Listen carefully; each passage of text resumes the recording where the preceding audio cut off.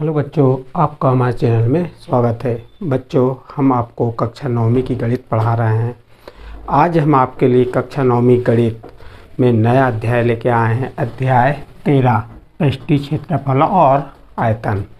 तो इसके पहले के वीडियो में हमने आपको अध्याय 1 पूरा संपूर्ण रूप से बताए थे। इसके बाद हम आज आपको अध्याय 13 पढ़ाएंगे। इसके प्रत्येक प्रश्नावली और प्रत्येक एग्जाम्पल और प्रश्नावली के प्रश्नों को हल कराएंगे। तो इसमें पृष्ठीय क्षेत्रफल और आयतन, जो ठोस आकृतियाँ होती हैं उनका पृष्ठीय क्षेत्रफल और आयतन ज्ञात करना इसमें बताया जाएगा। जैसे ठोस आकृति कौन सी हो गई, घनाभ। घनाभ का हमें पृष्ठीय क्षेत्रफल, वक्र पृष्ठीय क्षेत्रफल और आयतन निकालना सभी बताएंगे। इसी के बाद घन, घनाभ घन। तीसरा आपका बेलन आ जाएगा। चौथा आ जाएगा आपका शंकु। पांचवा आपका आ जाएगा गोला। तो ये जो ठोस आकृतियां हैं इनका पृष्ठीय क्षेत्रफल और आयतन ज्ञात करना सीखेंगे हम। तो कैसे ज्ञात करना है, तो जो हमारी प्रश्नावली 13.1 में है घनाभ और घन, प्रश्नावली 13.1 में घनाभ और घन के पृष्ठीय क्षेत्रफल और वक्र पृष्ठीय क्षेत्रफल ज्ञात करने के लिए दिया है। फिर बेलन किस प्रश्नावली में दिया है, 13.2 में दिया है कि बेलन का पृष्ठीय क्षेत्रफल और पृष्ठीय क्षेत्रफल और वक्र पृष्ठीय क्षेत्रफल ज्ञात करना। और उसके बाद अगली प्रश्नावली जो आपकी 13.3 आएगी, उसमें दिया है शंकु। तो शंकु का पृष्ठीय क्षेत्रफल और आयतन, ये सभी चीज़ें हम इस अध्याय में सीखेंगे। आज हम आपके लिए जो आपको आज समझा रहे हैं आज के वीडियो में, वो क्या है, प्रश्नावली 13.2 बताएंगे, जो परीक्षा के दृष्टिकोण से महत्वपूर्ण है। इसके प्रश्न अधिकतर पेपर में आते हैं और सरल हैं। बहुत आसान तरीके से बताएंगे कैसे करना है। और उस प्रश्न 13.2 में बेलन है, तो बेलन से हम स्टार्ट कर रहे हैं। फिर रहेगी आपकी घन और घनाभ। तो इसके बाद वाले वीडियो में हम बना देंगे बेलन, घन और घनाभ के सवालों को। पहले बेलन कंप्लीट करेंगे, फिर शंकु करेंगे, फिर उसके बाद आपको घन घनाभ के बारे में बताएंगे, इसके पृष्ठीय क्षेत्रफल ज्ञात करना बताएंगे। तो आज जो हम स्टार्ट कर रहे हैं बेलन से कर रहे हैं। हमारा जो बेलन क्या है, बेलन के बारे में पहले सामान्य परिचय ले लेते हैं। तो बेलन का सामान्य परिचय क्या है, देखिए।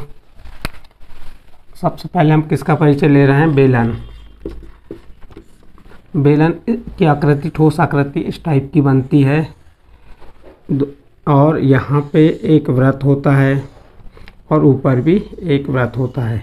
तो ये बेलन हो गया। ये लंबवत्ती बेलन हो गया। कौन सा है, जो हम पढ़ेंगे लंबवत्ती बेलन के बारे में अध्ययन कर रहे हैं, लंबवत्ती बेलन। तो ये क्या है, आपका लंबवत्ती बेलन हो गया। ये एक वृत्त हो गया, नीचे भी और ऊपर भी। तो यहाँ पे जो ये यहाँ से लेके यहाँ तक ये पूरा क्या कहलाता है, इसका व्यास कहलाता है। ये क्या कहलाएगा, व्यास। और ये आधी, यहाँ से लेके आधी जो दूरी कहलाती है त्रिज्या। त्रिज्या जिसे r से दर्शाते हैं, इसमें भी ये क्या कह जाएगी, त्रिज्या हो जाएगी। क्या हो जाएगी, ये त्रिज्या। और यदि हम इसको पूरा मिला देते हैं तो क्या हो जाएगा, व्यास। क्या हो जाएगा, व्यास। और जो ये केंद्र बिंदु है और ये केंद्र बिंदु, इस केंद्र बिंदु से, दोनों वृत्त के केंद्र बिंदु से इसको हम मिला देते हैं तो ये क्या बन जाएगी, हमारी ऊंचाई। क्या बन जाएगी, ऊंचाई। ऊंचाई को आज दर्शाते हैं एस से, व्यास को डी से दर्शाते हैं। तो ये हमारी आकृति क्या बन गई, बेलन। और बेलन में त्रिज्या रहेगी आपकी, व्यास रहेगा। यदि व्यास दिया है तो व्यास से भी हल कर सकते हैं। या व्यास क्या होता है, त्रिज्या का आधा होता है। त्रिज्या क्या होती है, उसकी आधी होती है। व्यास की आधी क्या होती है, त्रिज्या होती है। जैसे व्यास दिया हुआ है तो हम त्रिज्या निकाल सकते हैं, या त्रिज्या दी है तो हम व्यास निकाल सकते हैं, और हमारी ये ऊंचाई दी रहेगी। तो इस प्रकार के जो इससे संबंधित हम प्रश्नों को हल करेंगे। तो ये हो गए बेलन का एक आपको चित्र बना के बताया, उसमें त्रिज्या कौन सी होती है, ऊंचाई कौन सी होती है, व्यास क्या होता है, इसके बारे में बताएं। अब इससे संबंधित कुछ सूत्र हैं। तो हमारा यहाँ बेलन में इस अध्याय प्रश्नावली में लंबवत्ती बेलन के वक्र पृष्ठीय क्षेत्रफल और पृष्ठीय क्षेत्रफल के बारे में बताया है। पहला सूत्र बताया है लंबवृत्तीय बेलन का वक्र पृष्ठीय क्षेत्रफल, वक्र पृष्ठीय क्षेत्रफल या वक्र पृष्ठ भी कह सकता है इसको।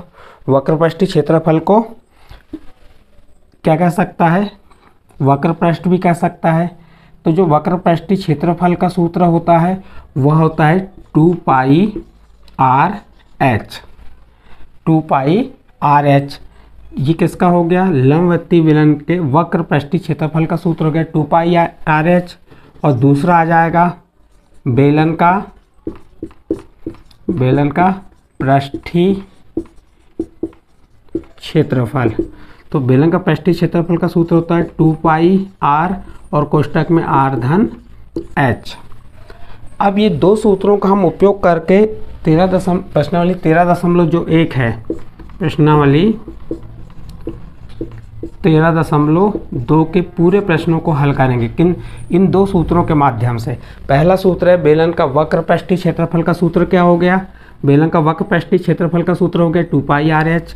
बेलन के पृष्ठीय क्षेत्रफल का सूत्र क्या हो गया 2 पाई आर कोष्ठक में आर धन एच। ये दोनों सूत्र महत्वपूर्ण हैं, आपके विकल्प खालिस्तान में भी आ सकते हैं। इन सवालों को कैसे करना है, जब तक सूत्र याद नहीं होंगे तो आप प्रश्नों को हल नहीं कर पाएंगे, तो इसलिए सूत्र याद होना अनिवार्य है। तो फिर से एक बार रिपीट कर दे रहा हूँ, बेलन का वक्र पृष्ठीय क्षेत्रफल बराबर 2 पाई आर एच। बेलन का पृष्ठीय क्षेत्रफल क्या हो गया 2 पाई आर धन एच, यानी कि पृष्ठीय क्षेत्रफल में संपूर्ण पूरा निकाला जाता है। इसे संपूर्ण पृष्ठ भी कहते हैं। पृष्ठीय क्षेत्रफल क्या कहते हैं, संपूर्ण पृष्ठीय क्षेत्रफल भी कहते हैं इसे। यहाँ पे कुल पृष्ठीय क्षेत्रफल है, कुल यानी पूरा। और जो वक्र पृष्ठीय क्षेत्रफल जो होता है, वक्र पृष्ठीय क्षेत्रफल में जो जितनी आवश्यकता जो बाहर से लगता है उसमें संपूर्ण नहीं आता। उसमें जैसे जो आपका जो वृत्त के वो नहीं जोड़ते, तो इसमें मात्र पूरा संपूर्ण आता है किसमें, कुल पृष्ठीय क्षेत्रफल में। और वक्र पृष्ठ में जो बाहरी पृष्ठ रहते हैं उसका ही क्षेत्रफल ज्ञात किया जाता है। तो ये दो सूत्र हो गए, इन दो सूत्रों के माध्यम से हम प्रश्नों को हल करेंगे। जैसे हमारी पुस्तक में दिया है उदाहरण नंबर 3। उदाहरण नंबर 3 क्या दिया है, हाँ इसमें पाई का मान ही बता दे रहे हैं। पाई का मान क्या रहेगा 22/7। और बाई चांस यदि आपके प्रश्न में पाई का मान क्या दिया है 3.14 दिया है, बाई चांस कभी इसका मान क्या दिया 3.14 प्रश्न में दिया है, तभी आप 3.14 का यूज़ करना, नहीं तो प्रत्येक प्रश्न में किसका उपयोग करेंगे, पाई में का मान 22/7। तो पाई का मान क्या हो गया 22/7। और ये पाई कौन सी संख्या है, परिमेय संख्या है क्या अपरिमेय संख्या है, यह अपरिमेय संख्या है। पाई क्या है, अपरिमेय संख्या है। यह अध्याय 1 में आपको बताए थे हमने परिमेय और परिमेय संख्या में। देखिए इसका प्रश्न उदाहरण दिया हुआ है, उदाहरण नंबर क्या दिया हुआ है इसमें 3, उदाहरण 3। थोड़ा से प्रश्न लिखने में समय लगेगा लेकिन जब तक आपको प्रश्न समझ नहीं आएगा आप हल नहीं कर पाएंगे। सावित्री, एक सावित्री नाम की लड़की या महिला है। सावित्री को अपने विज्ञान के प्रोजेक्ट, आप बुक में भी देख सकते हैं, आपकी बुक से ही है 9th की, प्रोजेक्ट के लिए एक बेलनाकार मीन्स बेलन की आकृति का बेलनाकार कैलिडोस्कोप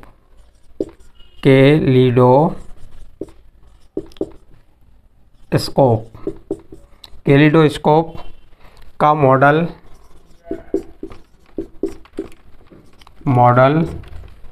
बनाना था।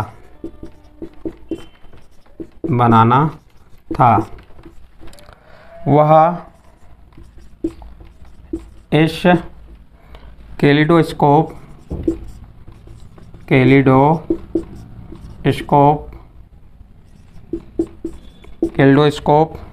की वक्र पृष्ठ, वक्र पृष्ठ बनाने के लिए, वक्र पृष्ठ बनाने के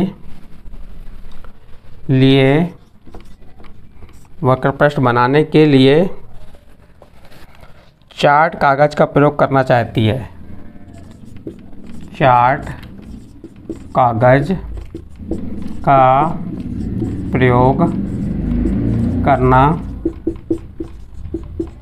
चाहती है,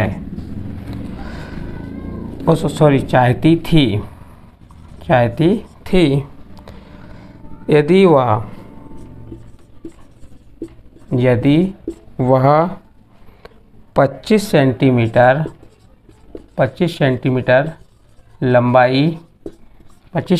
लंबाई और 3.5 सेंटीमीटर त्रिज्या का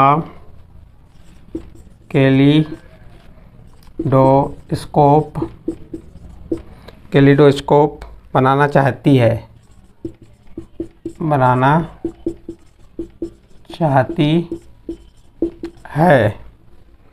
तो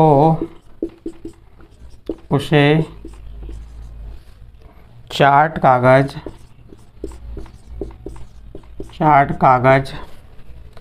के कितने क्षेत्रफल की आवश्यकता होगी, क्षेत्रफल की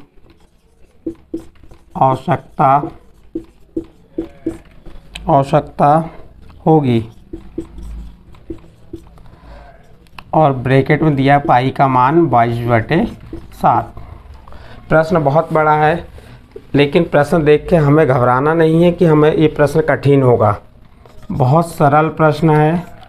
प्रश्न क्या कह रहा है? सावित्री को अपने विज्ञान के प्रोजेक्ट के लिए, एक सावित्री नाम की लड़की जो अपने विज्ञान के प्रोजेक्ट के लिए एक बेलनाकार कैलिडोस्कोप बनाना का मॉडल बनाना था उसे।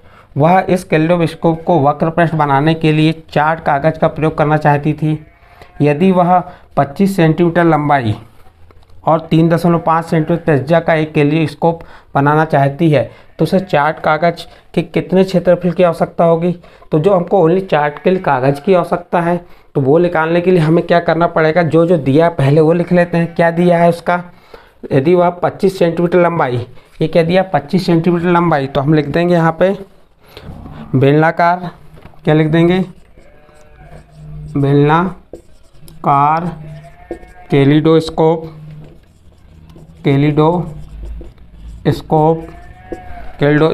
की त्रिज्या r बराबर कितनी दी वो लिख देंगे हम। सबसे पहले क्या लिख लेंगे? जो जो दिया है वो लिख लेते हैं हम। क्या दिया है हमारे पास? बेलनाकार कैलिडोस्कोप की त्रिज्या कितनी दी हुई? त्रिज्या इसकी 3.5 सेंटीमीटर, 3.5 सेंटीमीटर। और क्या दिया है? बेलनाकार कैलिडोस्कोप की लंबाई मीन्स क्या होगी? उसकी ऊंचाई होगी, जिसे हम एस से प्रदर्शित करेंगे। वह कितनी दी है? 25 सेंटीमीटर।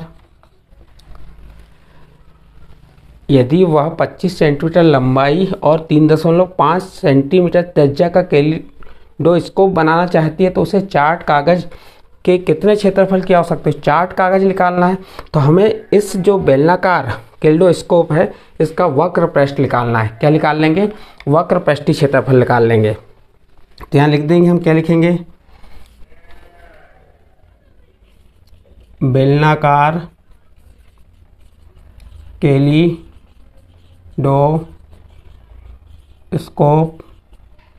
का वक्र पृष्ठीय क्षेत्रफल, वक्र पृष्ठीय क्षेत्रफल।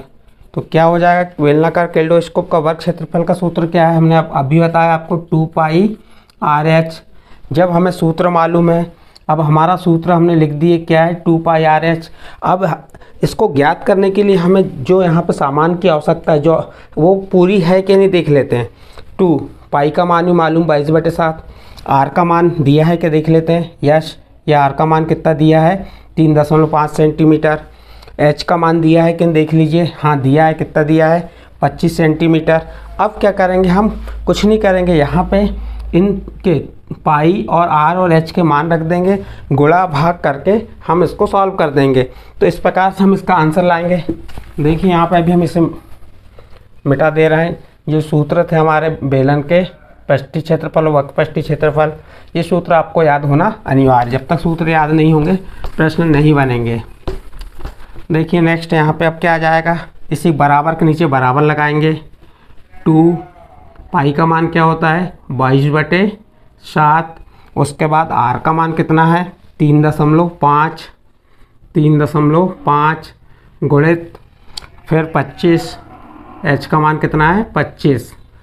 अब जो क्रॉस होता है क्रॉस करते हैं, 7 का पहाड़ा पढ़ते हैं, 7 एकम 7, 7 पना 35, कितनी संख्या बाद 1 संख्या बाद, तो क्या आ गया 0.5। अब पूरे यहाँ से अंश में हर में क्या आ गया इसका 1 हो गया। अब ऊपर का गुणा कर दीजिए, 22 का 2 में गुणा की 22 दूनी 44 गुणित 25 पंचे 125, 25 का 5 में गुणा कर देंगे, कितना आ जाएगा 125 और कितनी संख्या बाद 1 संख्या बाद, क्योंकि यहाँ 1 संख्या बाद दशमलव है। अब हमने गुणा कर दिए। अब 44 का 125 12.5 में गुणा करेंगे, 12.5 गुणित 44। अब 44 से गुणा करके देखते हैं हम, 5 की 20 की शून्य हासिल का 2, 5 दूनी 10 और 2 12 की 2 हासिल का 1, 4 दूनी 8, 5 की 20 की शून्य हासिल की 2, 4 दूनी 8, 8 और 2 10 की शून्य हासिल का 1, 4 एकम 4 और 1 5, कितना आ गया ये। फिर से एक बार गुणा देखते हैं, 5 की 20 की शून्य हासिल का 2, 4 दूनी 8, 9 10 की शून्य हासिल का 1, 4 एकम 4 और 1 5। फिर यहाँ पे इकाई के नीचे शून्य लिख देंगे। अब दहाई का गुणा कर रहे हैं तो दहाई के नीचे से लिखेंगे, 4 5 20 की शून्य हासिल की 2, 4 दूनी 8, 9 10 की शून्य हासिल का 1, 4 एकम 4 और 1 5। अब इसको क्या कर देंगे, हम जोड़ देंगे, शून्य में शून्य जोड़े 0 0 5, ये 5, कितनी संख्या बाद 1 संख्या बाद, तो कितना आ गया 550.0, 550.0, या इसको आप क्या लिख सकते हैं 550। अब यहाँ पे इनकी इकाई आएगी, इसका मात्रक आएगा, मात्रक काय में चल रहा था सेंटीमीटर में, और यहाँ देखिए ये भी सेंटीमीटर में थी 3.5 और 25 भी सेंटीमीटर, सेंटीमीटर का सेंटीमीटर में गुणा हुआ तो क्या बन जाएगा ये वर्ग सेंटीमीटर, क्या बन जाएगी यहाँ पे वर्ग सेंटीमीटर। तो 550 वर्ग सेंटीमीटर। अब यहाँ पे दशमलव के बाद सुने उसका कोई महत्व नहीं, इसलिए हमने लिखे नहीं। तो ये 550 सेंटीमीटर के वर्ग सेंटीमीटर क्या आ गया आपका, जितना क्षेत्र की यानी उसे चार्ट कागज में कितने क्षेत्र की आवश्यकता है, तो आप लिख देंगे अतः क्या लिखेंगे, यहीं से बनाएंगे चार्ट कागज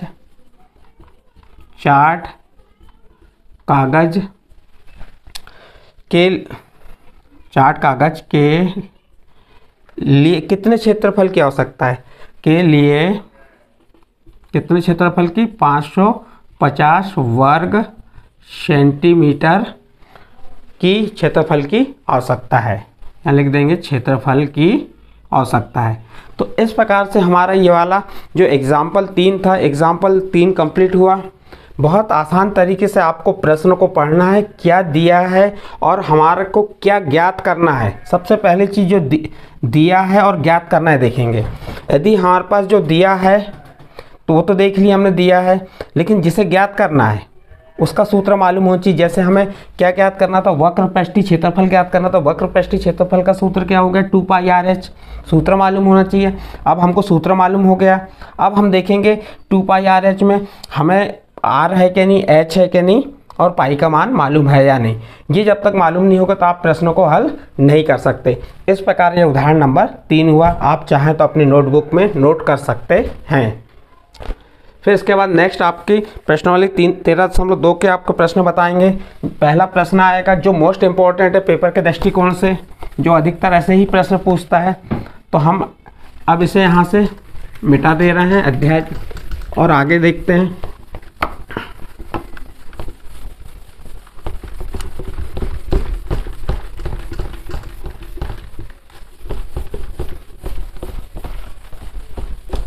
अब प्रश्नावली 13.2 का हम पहला प्रश्न करेंगे। क्या कह रहा है उस प्रश्न को हम देखते हैं, और पेपर के दृष्टिकोण से महत्वपूर्ण भी है वो वाला प्रश्न।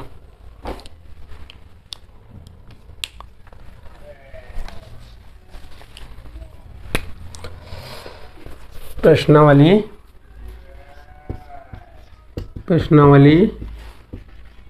13.2 का प्रश्न 1। क्या कह रहा है देख लीजिए प्रश्न को, हम पढ़ रहे हैं बुक से देख के। बुक में क्या कहा है, ऊंचाई 14 सेंटीमीटर, ऊंचाई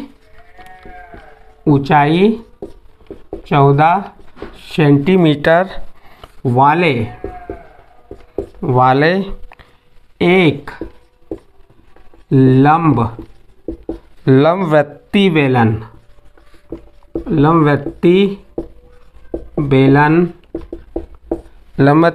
का वक्र पृष्ठीय क्षेत्रफल, लंबवृत्तीय बेलन का वक्र पृष्ठीय क्षेत्रफल 88 वर्ग सेंटीमीटर है। सेंटीमीटर के ऊपर वर्ग लगा है, इसको वर्ग सेंटीमीटर पढ़ेंगे हिंदी में, और सेंटीमीटर लिखते हो तो उसके ऊपर वर्ग लगाएंगे। तो वक्र पृष्ठीय क्षेत्रफल 88 वर्ग सेंटीमीटर है। फिर उसके बाद पूर्णविराम है, बेलन के आधार का व्यास ज्ञात कीजिए। यह आपका यहाँ पे प्रश्न दिया हुआ है। अब इसको हम हल लिख देते हैं। हल लिखने के बाद हम प्रश्न को एक बार पढ़ेंगे। प्रश्न में क्या कहा है यहाँ पे वो देख लेते हैं। प्रश्न में कहा है ऊंचाई 14 सेंटीमीटर वाले एक लंबवृत्तीय बेलन का वक्र पृष्ठीय क्षेत्रफल 88 वर्ग सेंटीमीटर है। बेलन के आधार का व्यास ज्ञात कीजिए। क्या ज्ञात करना है, बेलन, ये फिगर बनाने की आवश्यकता नहीं, मात्र समझाने के लिए बता रहे हैं। ये क्या बन गया हमारा, एक बेलन बन गया। अब ये यहाँ से लेके यहाँ तक बेलन की ऊंचाई होती है, ये बेलन की त्रिज्या होती है। ये क्या हो गई, त्रिज्या हो गई, यहाँ से लेके यहाँ तक ये त्रिज्या हो गई। और यदि हम इसको यहाँ तक मिला देते हैं तो ये क्या हो गया, व्यास। तो हम क्या करेंगे, इसके माध्यम से जो हमारे पास दिया है इसके माध्यम से त्रिज्या निकाल लेंगे, आर निकाल लेंगे। आर निकाल जाएगा, और किससे, बेलन के वक्र पृष्ठीय क्षेत्रफल के ही सूत्र से जो दिया है उससे हम आर निकाल लेंगे, और आर को दुगनी कर देंगे तो क्या बन जाएगा, व्यास। तो जो दिया है प्रश्न में हम उसको लिख देते हैं। लंबवत दिया है, क्या दिया है हमारा, तो सबसे पहले दिया है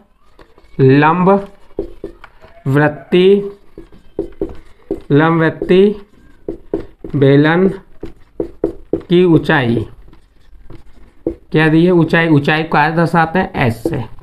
कितनी दी है, 14 सेंटीमीटर। ऊंचाई के बाद क्या दिया है, वक्र पृष्ठीय क्षेत्रफल, क्या दिया है, वक्र पृष्ठीय क्षेत्रफल किसका है, ये वक्र पृष्ठीय क्षेत्रफल लंबवृत्तीय बेलन का। ये कितना दिया है, 88 सेंटीमीटर का वर्ग, या वर्ग सेंटीमीटर पढ़ते हैं इसको।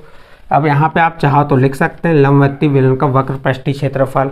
ये दो चीज़ें दी हैं। तो हमारा जो आधार ज्ञात करना है, वक्र पृष्ठीय क्षेत्रफल का सूत्र होता है 2πr/h, ये सूत्र होता है। इस सूत्र के माध्यम से हम क्या निकाल लेंगे, हमको h भी मालूम है और r भी मालूम है, तो इससे h भी मालूम है और पाई भी मालूम है, r का मान निकाल लेंगे हम। जब r का मान निकल जाएगा तो आप उसको दुगुना कर देंगे तो क्या बन जाएगा, व्यास। बहुत सरल सवाल है और पेपर के दृष्टिकोण से महत्वपूर्ण सवाल है ये वाला, क्योंकि ऐसे ही प्रश्न पेपर में आते हैं। ज़्यादा डिफिकल्ट क्वेश्चन आपको पेपर में नहीं आते। देखिए सबसे पहले हम क्या करेंगे, लंबवृत्तीय बेलन का वक्र पृष्ठीय का वक्र पृष्ठीय क्षेत्रफल का सूत्र इसी के नीचे लिख देते हैं। इसका सूत्र क्या हो गया, 2πr/h, ये लिख दी हमने। और जो दिया है कितना दिया, 88। अब यहाँ पे हम किसका मान रख देते हैं, जो मान दिए हुए हैं हमें, 2π का मान 22/7, r का मान नहीं मालूम, r जैसे का वैसा, h का मान कितना है, 14, और ये बराबर के नीचे बराबर।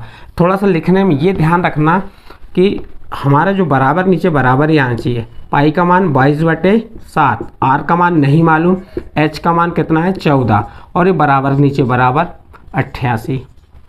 जो यहाँ क्रॉस होते हैं उसे क्रॉस कर दीजिए। 7 एकम 7, 7 दूनी 14, 2 बार क्रॉस हो गया ये। अब बचा क्या यहाँ पे 2 गुणित 22 गुणित आर गुणित 2 बराबर 88। अब क्या करेंगे हम, ये 2 22 और इस 2 का बराबर सवाल पक्षांतर कर देंगे। गुणा भी कर सकते हैं, लेकिन गुणा करोगे तो फिर बड़ी संख्या बन जाएगी, तो थोड़ा सा आपको अब गुणा कर दीजिए। चलो 22 दूनी 44, 44 दूनी 88, आर बराबर 88। 2 दूनी 4, 2 दूनी 4, 44 हो गया। फिर 44 का 2 में गुणा की कितना हो गया 88। तो r बराबर अब क्या हो जाएगा, अब ये गुणा में है, जब इसका पक्षांतर करेंगे बराबर सवाल तो काय में चले जाएगा, भाग में। तो 88 भागित 88। बहुत से बच्चे बराबर का चिन्ह ऐसा लगाते हैं या ऐसा जल्दी में ऐसा कर देते हैं, लेकिन जो एक्यूरेट बराबर है बराबर नीचे बराबर लाओ और साफ सुथरा लिखिए, आपके मार्क्स नहीं कटेंगे। अब 88 का भाग 88 में कितने बच जाएगा, 88 एकम 88। तो हमारा r बराबर क्या आ गया 1। त्रिज्या मालूम हो गई, क्योंकि हमको ये लंबवत्ती बेलन था, इसकी हमने ये त्रिज्या ज्ञात कर लिए। त्रिज्या ज्ञात कर लिए, कितनी आ गई त्रिज्या हमारी 1। अब हमें क्या ज्ञात करना है, इसका व्यास। तो व्यास क्या होता है, इसका दुगुना होता है त्रिज्या का। तो हम लिख देंगे यहाँ पे बेलन के आधार का व्यास बराबर, क्या लिखेंगे यहाँ पे, बेलन के आधार, आधार मीन्स समझ गए, ये आधार हो गया, आधार का व्यास। तो क्या होता है 2 गुणित आर, 2 का आर में त्रिज्या गुणा कर दिए, 2 आर का मान कितना है 1 बराबर 2 एकम 2 सेंटीमीटर। तो ये क्या आ गया आपका बेलन का व्यास। इतना करने के बाद लास्ट में आपको एक लाइन लिखना है, अतः बेलन के आधार का व्यास बराबर 2 सेंटीमीटर है। तो आपके पूरे मार्क्स मिलेंगे। कोई प्रॉब्लम हो तो आप कमेंट्स बॉक्स में लिखें, मुझसे पूछ सकते हैं। तो ठीक है बच्चों, ये मैंने आपको प्रश्नावली 13.2 का पहला प्रश्न समझाया। इस प्रश्न में ऊंचाई दी हुई थी, वक्रपृष्ठीय क्षेत्रफल दिया हुआ था और व्यास ज्ञात करना था। हमने पहले जो दिया वो लिख दिए और वक्रपृष्ठीय क्षेत्रफल का सूत्र लगाए और उसको हमने आगे सॉल्व कर दिए। जैसे ये वक्रपृष्ठीय 2πr/h और मान रख दिए, जो कटता है उसे काट दी, पक्षांतर करके भाग करके। बहुत सरल सवाल है। इसके बाद आपका नेक्स्ट प्रश्न देखिए। नेक्स्ट प्रश्न इसका आता है प्रश्न नंबर 2।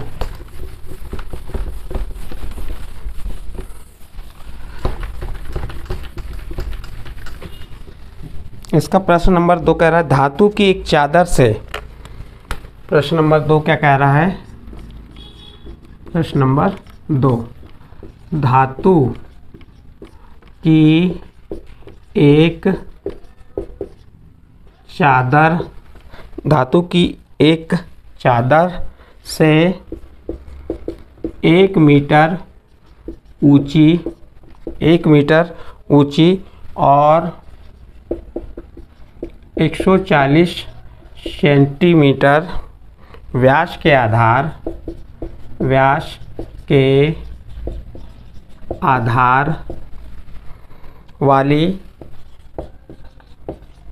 वाली एक बंद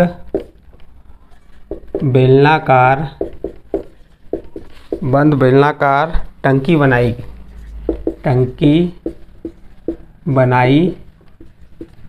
जाती है। टंकी बनाई जाती है। इस कार्य के लिए कितने वर्ग मीटर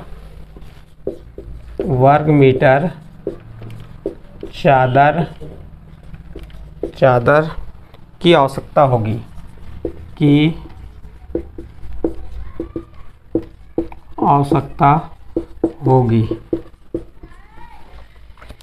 ये आपका प्रश्न दिया हुआ है। प्रश्न नंबर 2 है। क्या है इस प्रश्न नंबर 2 में, धातु की एक चादर, धातु की एक चादर से 1 मीटर ऊंची, 1 मीटर ऊंची और 140 सेंटीमीटर व्यास के आधार वाली एक बंद बेलनाकार टंकी बनाई जाती है। इस कार्य के लिए कितने वर्ग मीटर चादर की आवश्यकता होगी? तो देखते हैं, हम हल लिखते हैं इसको। हल लिखने के बाद क्या लिखेंगे? सबसे पहले क्या दिया? चादर, धातु की एक चादर है। जब वो चादर को घुमा के कैसा बनाया गया? बेलनाकार बनाया गया। जैसे मान लीजिए हम एक बुक को लिए और ये चादर समझ लीजिए, ये चादर को हमने घुमाया और एक क्या बना दी? बेलनाकार। और ये कैसी रहेगी? बंद रहेगी, ऊपर से भी और नीचे से भी।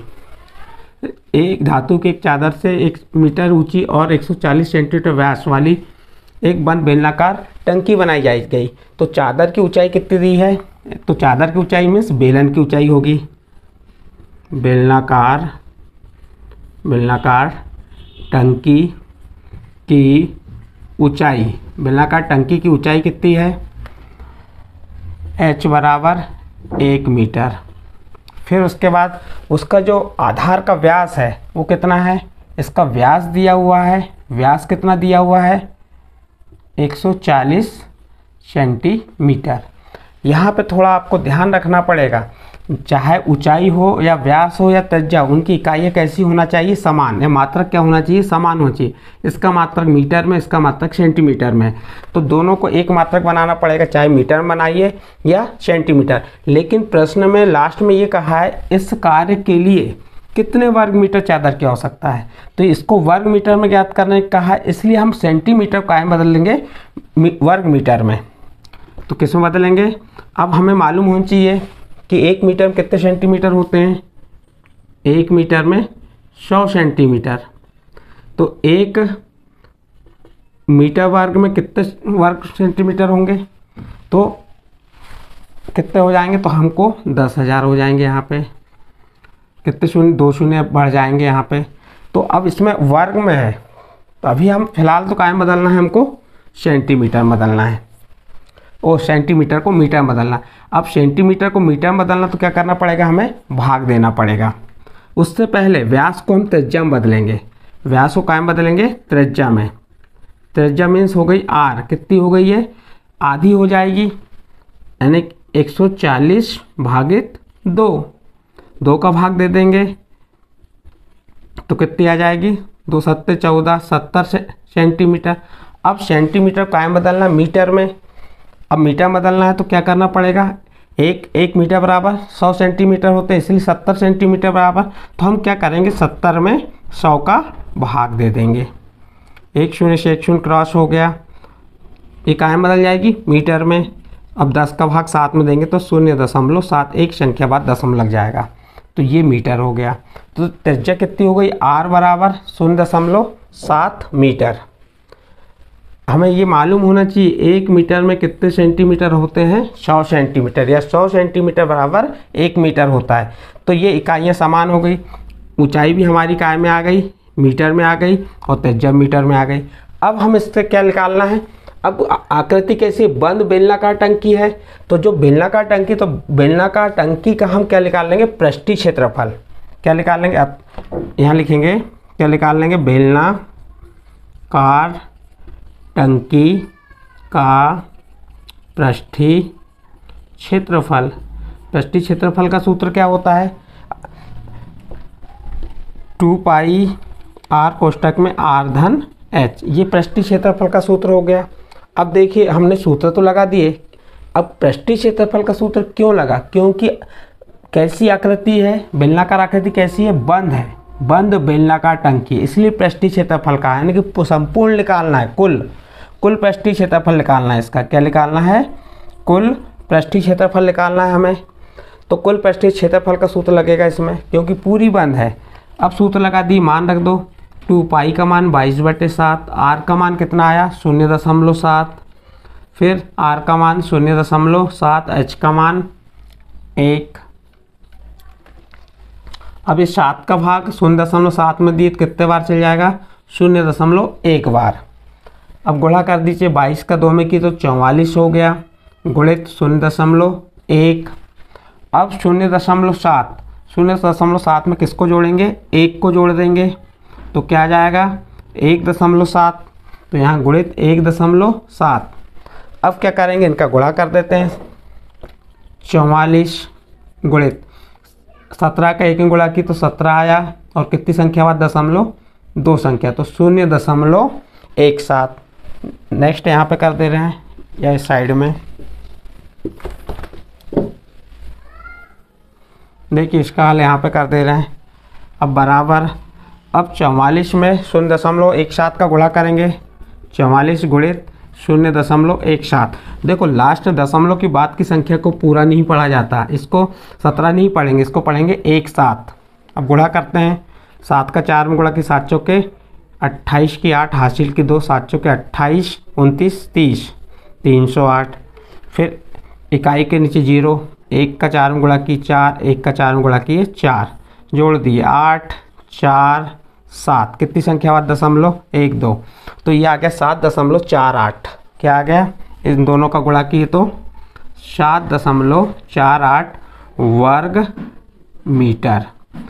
अब प्रश्न में क्या कहा था, इस कार्य के लिए कितने वर्ग मीटर चादर की आवश्यकता होगी, तो आप आंसर में लिखेंगे अतः इस कार्य के लिए 7.48 वर्ग मीटर चादर की आवश्यकता पड़ेगी। एक लाइन आपको यहाँ पे नोट करना है, क्या, अतः इस कार्य के लिए कितना 7.48 वर्ग मीटर चादर की आवश्यकता होगी।